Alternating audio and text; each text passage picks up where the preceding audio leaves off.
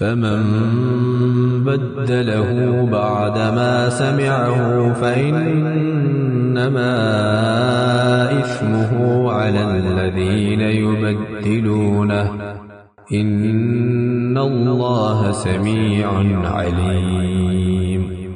پھر جو شخص اس وصیت کو سننے کے بعد اس میں کوئی تبدیلی کرے گا تو اس کا گناہ ان لوگوں پر ہوگا جو اس میں تبدیلی کریں گے۔ یقین رکھو کہ اللہ سب کچھ سنتا جانتا ہے۔ فمن خاف من موص جنفا أو إثما فأصلح بينهم فلا إثم عليه إن الله غفور رحيم۔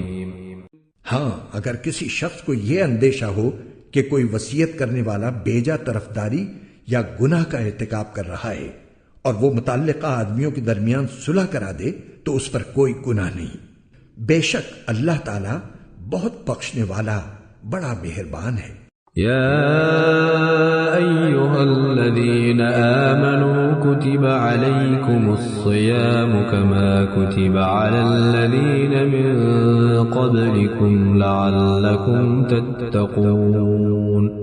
اے ایمان والو، تم پر روزے فرض کر دیے گئے ہیں جس طرح تم سے پہلے لوگوں پر فرض کیے گئے تھے تاکہ تمہارے اندر تقوی پیدا ہو۔ ایاما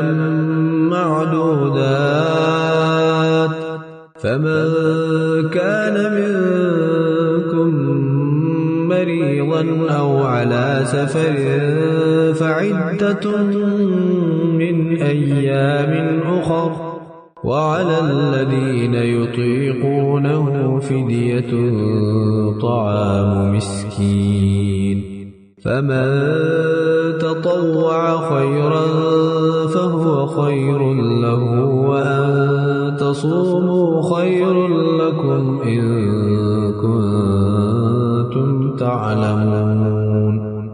گنتی کے چند دن روزے رکھنے ہیں، پھر بھی اگر تم میں سے کوئی شخص بیمار ہو یا سفر پر ہو تو وہ دوسرے دنوں میں اتنی ہی تعداد پوری کر لے، اور جو لوگ اس کی طاقت رکھتے ہوں وہ ایک مسکین کو کھانا کھلا کر روزے کا فدیہ ادا کر دیں۔